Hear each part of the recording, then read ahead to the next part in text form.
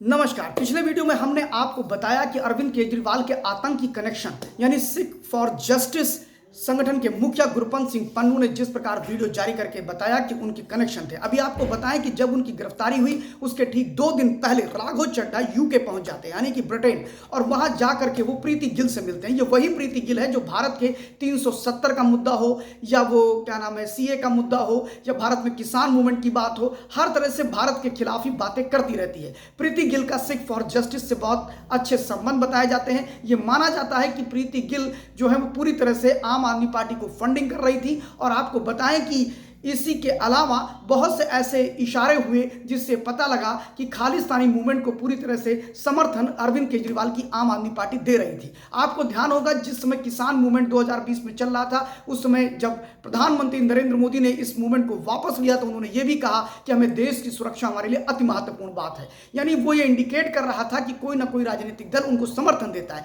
आप सोचिए कि जो आदमी एमएसपी के लिए, जो किसान तरस रहा है, जो एमएसपी के लिए डिमांड कर रहा है, वह एसी में कैसे इतना प्रदर्शन कर सकता है, इतने बड़े बड़े संसाधन कैसे ला सकता है। ये यही बात खत्म नहीं होती है। सबसे बड़ी बात यह है कि सिर्फ पंजाब के ही किसान इतना बड़ा आंदोलन क्यों कर रहे हैं। ऐसे बहुत से इशारे हैं जो बताते हैं कि आम आदमी पार्टी जो है वो उनको पूरी फंडिंग कर रही थी। और मेरे ख्याल से जो अमरिंदर सिंह ने मुख्यमंत्री प्रधानमंत्री नरेंद्र मोदी और अमित शाह जी से मिलकर के जो अपनी बातें रखी थी, एक फाइल दिया था, उसमें भी इस तरफ कोई ना कोई इशारा जरूर है। फिलहाल अभी तक सरकारी तौर पर देश की एजेंसी और देश की सरकार ने इस प्रकार का कोई भी घोषणा नहीं की है, लेकिन इशारे हर तरफ जाते हैं। आपको बताएं कि जो अरविंद केजरीवाल अभी जेल में गए तो उसके बाद में amnesty international, New York time, Britain के कई बड़े पत्रकार, न्यूयॉर्क के कई बड़ी पत्रिकाओं ने उनके जेल जाने को लेकर के तरह तरह की बातें लिखी। सबसे बड़ी बात तो यह है कि अल जजीरा जो आईसिस को कवर करता है और कट्टरपंथी इस्लामिक मीडिया हाउस है, वह भी अरविंद केजरीवाल को लेकर के लिखता है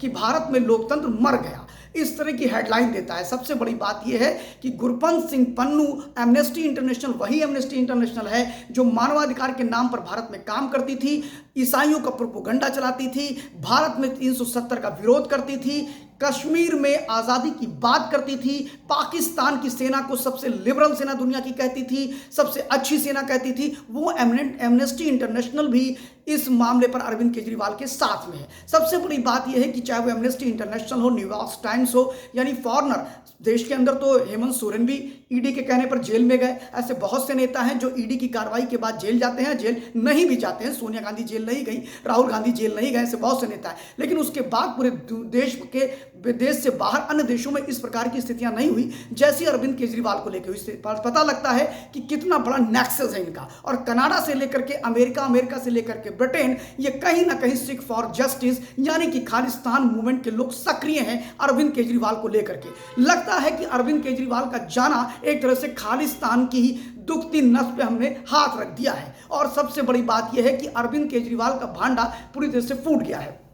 प्रीति गिल जो वहां की सांसद है उसके बारे में बताया, और राघव चड्ढा का 2 दिन पहले जाना, ये सब एक तरह से इशारा करता है। फिलहाल राघव चड्ढा के जाने को लेकर तरह तरह की बातें और भी हो रही हैं कि कहीं राघव चड्ढा देश छोड़ के भाग तो नहीं रहे हैं, कहीं शराब घोटाले में उनका भी तो कोई इन्वॉल्वमेंट नहीं है, कहीं खालिस्तानी मूवमेंट को चलाने में उनका इन्वॉल्वमेंट तो नहीं है। फिलहाल ये अभी राजनीतिक गलियारों में चर्चाएं चल रही हैं। फिलहाल हम आपको बता दें कि जब खालिस्तान में निज्जर को जब मारा गया था कनाडा में, उसके बाद में भारत पर यह आरोप लगाया था कनाडा ने, और भारत बहुत सख्त हुआ था और उसने जो कनाडा से भारत आने वाले जो प्रवासी थे उनके वीजा को सस्पेंड कर दिया था और ये मामला तूल पकड़ गया। और जब सीआईए के पास ये मामला पहुंचा तो आपको ध्यान होगा कि अमेरिका ने भी हमारे ऊपर आरोप लगाया था कि हमने हमारी जो खुफिया एजेंसी है हैंडलर के थ्रू वो गुरपंत सिंह पन्नू की हत्या कराना चाहती है। गुरपंत सिंह पन्नू के लिए अगर सीआईए बोल रहा है, अगर वो अमेरिका की सरकार बोलती, समझ में आता है, क्योंकि वो 2 देशों की नागरिकता लिए है। वो कनाडा की भी उसके पास नागरिकता है जो खालिस्तान मूवमेंट को चला रहा है गुरपंत सिंह पन्नू,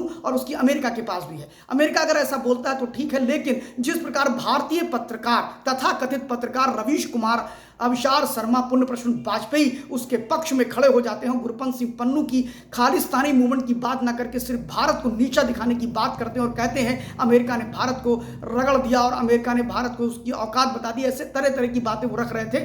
अब उनके मुंह से एक बात भी नहीं फूट रही है। रवीश कुमार जी, एक वीडियो तो आप बना ही सकते हैं ना कि खालिस्तान से क्या कनेक्शन है। जहां पर भारत सरकार या भाजपा का भी कोई संबंध नहीं, वहां पर आप उनके संबंधों को उजागर कर देते हैं। लेकिन अब तो खुद गुरपंत सिंह पन्नू बोल रहा है कि मैंने 137 करोड़ रुपए केजरीवाल को दिया है। जी हाँ, अगर हमारा वीडियो पसंद आया हो तो लाइक करिए, सब्सक्राइब करिए, बेल आइकॉन दबाना मत भूलिए और शेयर करना मत भूलिए। Thank you very much.